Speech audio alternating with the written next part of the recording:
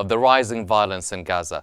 How does Netanyahu's trial influence international pressure on Israel?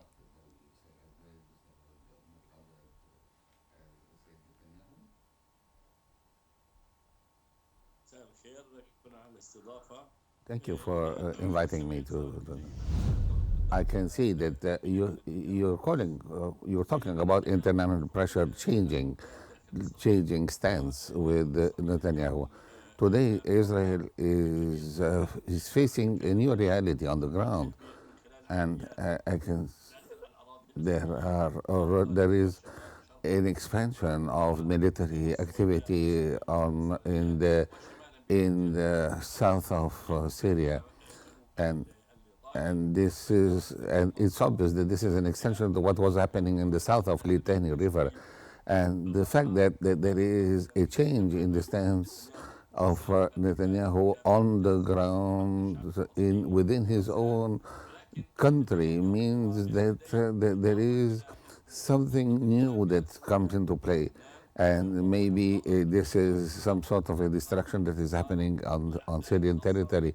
But the events as they are folding show that there is a modification. And I must say that in front of the Israeli population, the Netanyahu today is uncovered. He is bare before the justice, and obviously he is working also on a hostage deal, and this may prove that this is another distracting card in the game on the territory. But I would like to mention that Mr. Modric has also played a role, and the Ministry of Local Population and in Israel have also been playing a role in this. But it's obvious that the front in Gaza is the hottest front and I can say that all this is playing a role in terms of putting pressure on the Netanyahu government, and I can say it will be possibly called a drive for Mr. Netanyahu to call for a ceasefire. Maybe now that he has something negative against him on the political scene, or at least on the judiciary scene within his territory. But I believe this is the situation as I can see. Mm-hmm.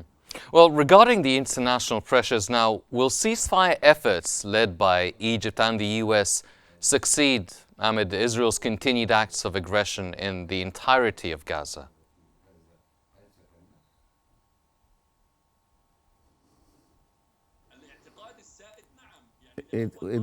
Generally, the general belief there is a possibility for a ceasefire. I can see that Mr. Netanyahu is obviously sharing the big responsibility in this part. I mean, it's a certain accountability that he has to look after, and Netanyahu today is faced with a front, an internal front, that there is a call for a hostage deal, and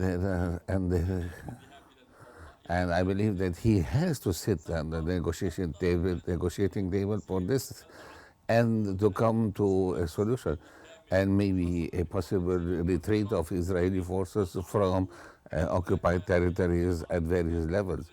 But I mean, in general speaking, Mr. Netanyahu has many cards to play on the ground, and the hostage crisis is just one of them.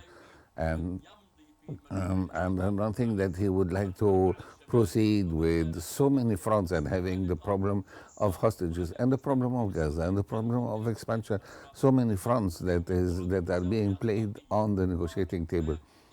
So, I mean, furthermore, the further invasion of Syria now is further adding a front that is totally new, but Netanyahu is a big gambler in this case, and I must say that he is looking at the map in a very different way, and he has been very frank about this. He's been against Hamas and he says